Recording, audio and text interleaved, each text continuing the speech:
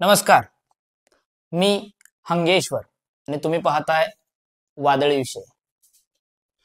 15 August 1947 साली भारत स्वतंत्र झाला आणि स्वातंत्र्याच्या अवघ्या 5 वर्षानंतर म्हणजेच 23 जुलै 1952 साली महाराष्ट्राच्या खाशाबा जाधवांनी हेल्सिंकी ऑलिम्पिकमध्ये भारताला वैयक्तिक क्रीडा प्रकारामध्ये पहिलं कांस्य पदक मिळवून दिलं. स्वातंत्र्यानंतरही हिंद भूमीमध्ये मल्लयुद्धीचा जयघोष गरजतच राहिला आणि अवघ्या 5 वर्षात एकमेव कुस्ती खेळाने खाशाबा जाधव यांच्या रूपानं पहिलं वाहिलं ऑलिम्पिकचं पदक भारत मातेच्या चरणी अर्पण केलं. स्वातंत्र्याची तपपूर्ती होताच नवे वारे देशाच्या क्रीडा क्षेत्रामध्ये वाहू लागले. मल्लविद्येच्या सर्वोच्च किताबासाठी सिंहगर्जना झाली. हिंद केसरी, हिंद केसरी, हिंद केसरी. देशाचा नवा हिंद केसरी कोण होणार? हिंद केसरीच्या स्पर्धेच्या नव्या कुस्ती पर्वाचा 1958 मध्ये हैदराबाद मध्ये उदय झाला. दुसऱ्याच वर्षी राजधानी दिल्लीत हिंद केसरीची दुसरी दंगल भरली. विजयवीरांच्या गळ्यामध्ये हिंद केसरी पदाची पुष्पमाला कुस्ती देवता परिधान करणार होती. कुस्ती देवतेला प्रसन्न करण्यासाठी देशाच्या कानाकोपऱ्यामधून बलश्रेष्ठ वीर दिल्ली दरबारी आले होते. भारताच्या राजधानीत आपल्या राज्याची विजय पताका फडकवण्याची जिद्द प्रत्येकाने मनी बाळगली होती आणि खऱ्या अर्थानं प्रत्येकाच्या रोमारोमामध्ये भारताचा हिंद केसरी कोण होणार याची चर्चा रंगू लागली. मे महिन्याच्या रणरणत्या उन्हामध्ये हिंद केसरीचा सूर्य तळपला. महाराष्ट्राचा एक वीर एकामागून एक लढती जिंकत विजय घोडदौड करीत होता. शिवप्रभूंचा जरी पटका दिल्लीवरती फडकवण्याची ईर्ष्या त्याच्या मनामध्ये होते.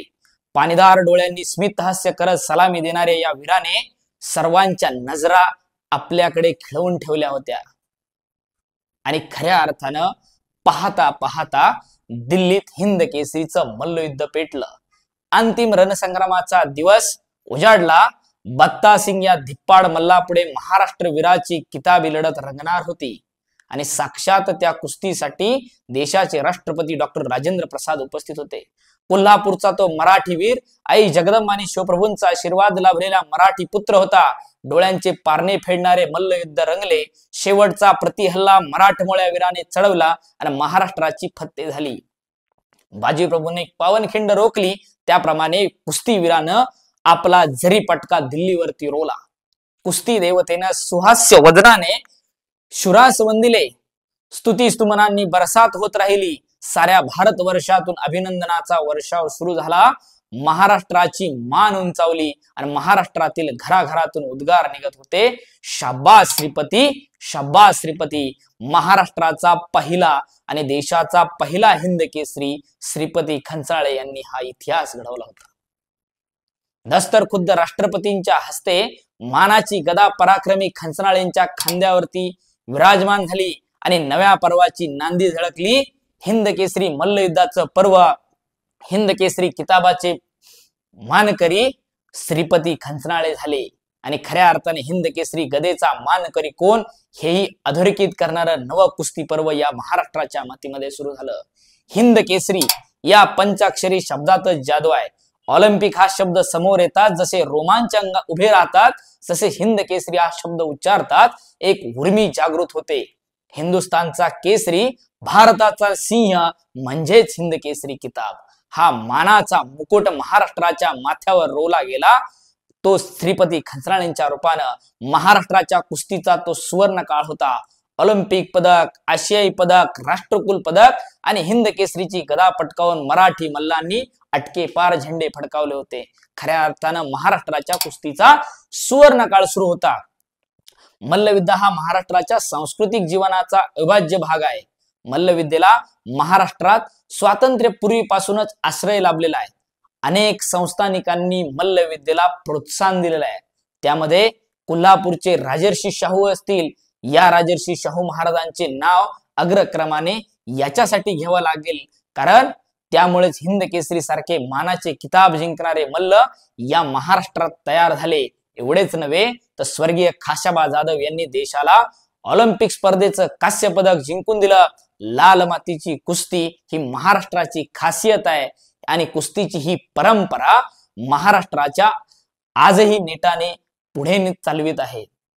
मातीवरील राष्ट्रीय कुस्ती स्पर्धेच्या माध्यमातून कुस्तीगिरांच्या अंगभूत कला कौशल्याला वाव मिळत असतो आणि म्हणूनच हिंद केसरी ही स्पर्धा देशभरात मान्यता प्राप्त ठरलेली आहे.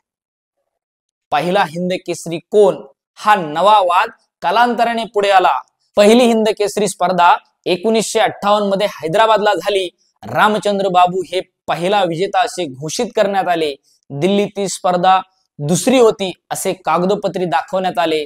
तरीही महाराष्ट्राचे श्रीपती खंचनाळे यांचा पराक्रम किंचितही कमी झाला नाही. महाराष्ट्रासाठी पहिले हिंद केसरी तेच ठरले. हिंद केसरी स्पर्धेच्या गेल्या दशकांच्या वाटचालीमध्ये मराठी कुस्तीगिरांनी आपल्या पराक्रमाच्या पाऊलखुणा पाठीमागे उमटवलेल्या आहेत. हिंद केसरी स्पर्धेचं यशस्वी आयोजनातही मराठी पाऊल पुढे आहे. या स्पर्धेच्या इतिहासावर नजर टाकली तर आपल्या असं लक्षात येतं की महाराष्ट्रवासियांना अभिमान वाटेल अशी कामगिरी या महाराष्ट्रातील मल्लांनी आज तागायत केलेली आहे.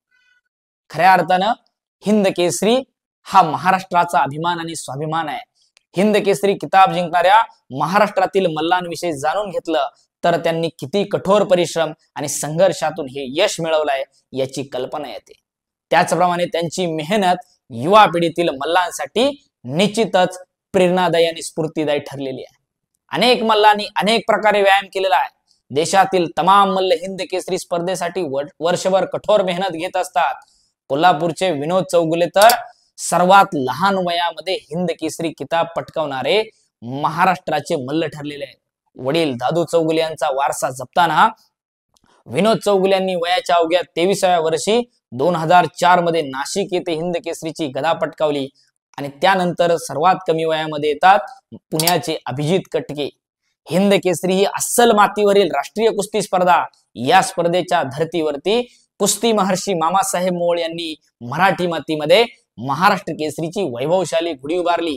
महाराष्ट्र केसरीची गदा जिंकल्यानंतर हिंद केसरी किताब पटकावण्याचा पराक्रम केवळ दीनानाथ सिंह, चंबा मुतनाळ, विनोद चौगुले आणि अभिजित कटके या चौघांनी केलेला आहे. आणि गतवर्षी अभिजित कटके या तिघांच्या पंक्तीमध्ये जाऊन बसलेला आहे. तसं पाहिलं तर उत्तरेकडील मास्टर चंदीगिरीराम, जयप्रकाश आणि संजय कुमार हे डबल हिंद केसरी आहेत. तर पंजाब मधील पैलवान भगत सिंग हे हिंद केसरीचे हॅट्रिक करणारे एकमेव मल्ल आहेत. मास्टर चंदीगिरीराम व राजीव तोमर यांनी हिंद केसरी जिंकण्याचा भीम पराक्रम 3 वेळा केलेला आहे. खऱ्या अर्थानं मातीवरील सर्वोच्च कुस्ती आखाड्यात दबदबा निर्माण केल्यानंतर मॅटवरील आशियाई राष्ट्रकुल कुस्ती स्पर्धेमध्ये पदक जिंकणारे व ऑलिम्पिक पर्यंत झेप घेणारे कुस्तीवीर हिंद केसरीच्या मांदियाळीमध्ये आहेत. गणपत भाऊ आंदळकर असतील, मारुती बाने असतील, मास्टर चंदीगराम असतील, सुरेश कुमार असतील, मौसम खत्री असतील, या मल्लवीरांनी हिंद केसरी गदा जिंकून देशाचा गौरव वाढवण्याचं काम केलेलं आहे आणि खऱ्या अर्थानं प्रत्येक भारतीयाला याचा अभिमान आहे. हळूहळू महाराष्ट्रातील पैलवान महाराष्ट्र केसरीच्या पुढे पाहत नाही, परंतु हिंद केसरी राष्ट्रकुल स्पर्धा, आशियाई स्पर्धा, ऑलिम्पिक सारखी ध्येय ठेवली तर हिंद केसरी सुद्धा सहज होता येतं. हे अनेक मल्लांनी दाखवून दिलेलं आहे. गणपताबा आंदळकर असतील, मारुती भाऊ माने असतील यांची उदाहरणं सगळ्यांसमोर आहे.